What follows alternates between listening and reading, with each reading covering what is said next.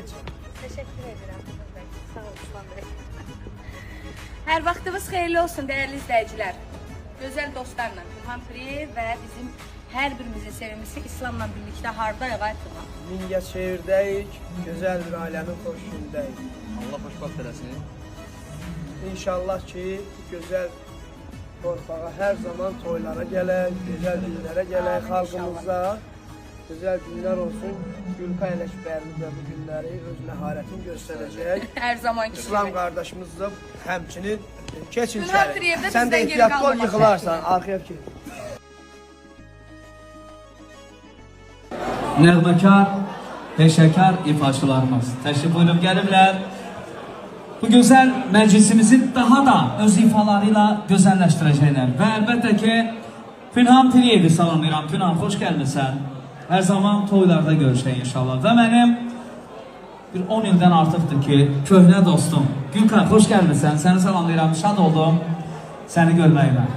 Və mən istərdim elə ikinizi də dəvət edəm səhnə önünə. Kardeş, Allah səni var eləsin. Və musiqiçilərimizi salamlayıram. Burada əyləşən bütün qonaqların hər birini salamlayıram. Buyurmuşuq, gözəl nəğmələr səsləndirəcək inşallah. Bəli, xoş gördük hər birinizi. Mən də salamlayıram dəyərli xanımlar, bəylər. Hər zaman bax belə gözəl bir şəniyyəmdə görüşək. Nərgiz balamızın 2 yaşını təbrik edirəm səmimi qəlbdən. Valideynlərinə, nənələrinə, babalarına layiqli fəxrli övlad olsun inşallah. Meysiz məzəsiz can ilə canan ola bilməz.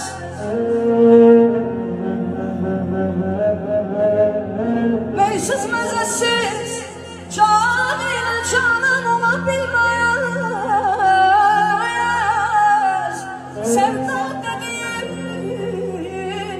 hər kəsə meydan ola bilməz.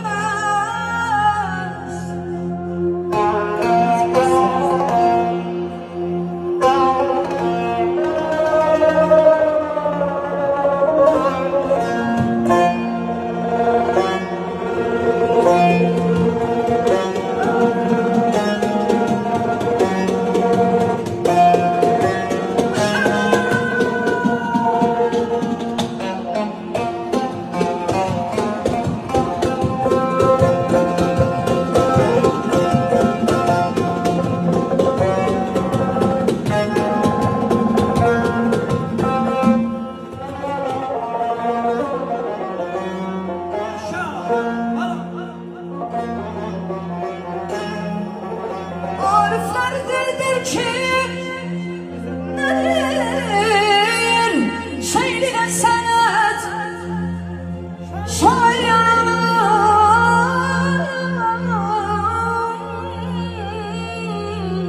ömre peşiman olabilmez, olabilmez. Güldüm güneşin aynına bin bir zalim var.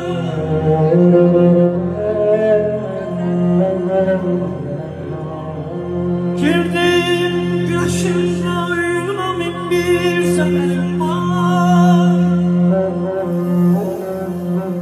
Bülbül de benim güldezim istan olabilmez. Fakat insan kapis gözle bakar.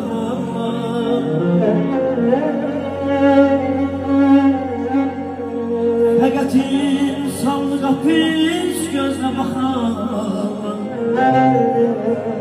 Dünyada bir anda koysa da insan olabilmez.